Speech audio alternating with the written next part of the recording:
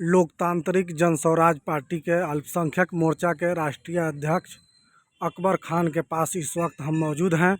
आइए उनसे जानते हैं क्या कुछ कहना चाहते हैं बाढ़ के स्थिति को लेकर। बताया जाए। बाढ़ की स्थिति बिहार में ये बनी हुई है जी। कि ये नीतीश कुमार के सरकार में हाँ। मैं देख रहा हूँ हाँ। कि जब बरसात आता है, बारिश का समय आता है, जी। तब इन लोगों का कान खड़ा होता है और तब ये लोग जाकर बांध का निगरानी करते हैं और नदियों का निगरानी करते हैं।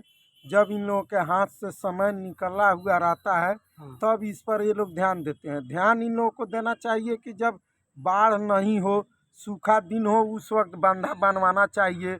आने वाले समय में नदियों को देखना चाहिए कि ये बरसात में क्या कर सकती हैं, उस पर बांध बनवा के और जनता का भला का काम सोचना चाहिए। ये लोग अपना पाकिट गर्म करने के लिए बरसात के समय में उस पर ध्यान देते हैं। तब तक पता चलता है कि कोई ना कोई नदी उफान में हो गई, बांध टूट गया और हजारों हजारों बीघा ज़मीन, मान लीजिए फसल नुकसान होता है और गरीब मजदूर के घर में बाढ़ आ जाती है। वो खाने को परेशान होते हैं। उस वक्त सरकार अपना पॉकेट गर्म करने के लिए दिखाती है कि मैं यहाँ इतना 1000 करोड़ का पैकेज बांट दिया, तो बंधा बनवाने में समय निकल गया। इसी तरह करके ये हर साल ये नीतीश सरकार लोगों को ठगने का और जनता को बलगलाने का काम कर रही है। स्मार्ट मीटर को लेकर क्या कहना चाहते हैं? स्मार्ट मीटर ये जब से आया है तब से जगह जगह गरीब जो हैं परेशान हाल हैं। वो पैसा अगर 5,000 रुपये का इस मीटर कार्ड में वो रिचार्ज करा रहे हैं, तो उसमें ज़्यादा से ज़्यादा पैसा उनका कट जा रहा है और जिससे वो परेशान हाल हैं और उनकी स्थिति दिन पर दिन बदतर होती जा रही है। ये सरकार जो है गरीबों की सरकार नहीं है। ये जैसे केंद्र में बैठी नरेंद्र मोदी सरकार, अडानी अंबानी की सरकार है, उसी तरह उसी तर्ज पर ये भी बिहार में नीतीश कुमार काम कर रहे हैं। गरीबों का भला नहीं सोच रहे हैं। सुशासन की सरकार को क्या ये कहना चाहेंगे? सुशासन की सरकार क्या है? सुशासन के नाम पर यह कुशासन की सरकार है। ये नीतीश के सरकार में आए दिन मर्डर हो रहा है, लूटकांड हो रहा है और गरीब परेशान हाल है। यहाँ कोई कल कारखाना नहीं है, कोई रोजगार नहीं है। लोग दूसरे राज्य में पलायन कर रहे हैं।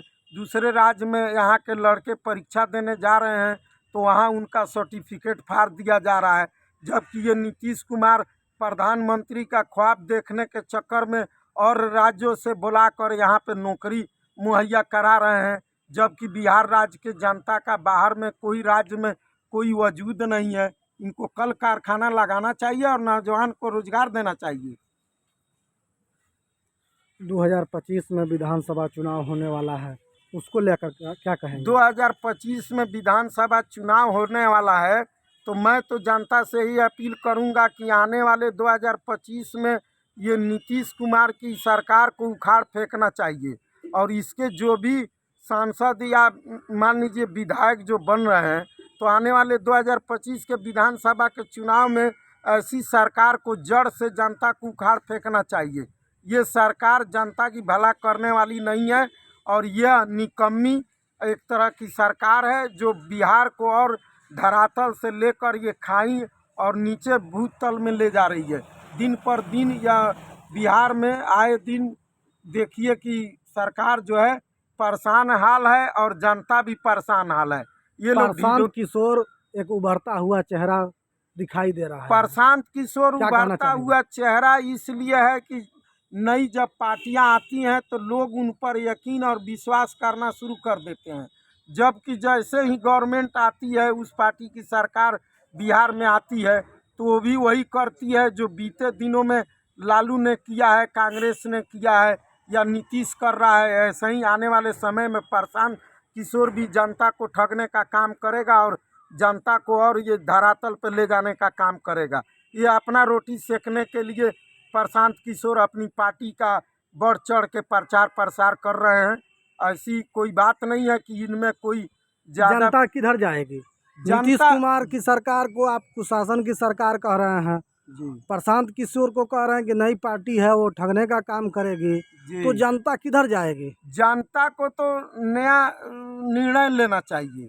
ये प्रशांत किशोर भी एक तरह से समझिए कि ये नीतीश कुमार का अंदर से ये बी टीम है। गवर्नमेंट एक तरह का ये गेम खेल रही है कि हमारे पर से जनता का विश्वास कम हो रहा है, तो कोई ऐसा विकल्प ला दिया जाए उस पर जनता विश्वास करे, फिर जनता के साथ वही होगा जो सदियों से होते चला आ रहा है। वही प्रशांत किशोर भी वही काम करेगा जो नीतीश और लालू ने किया है।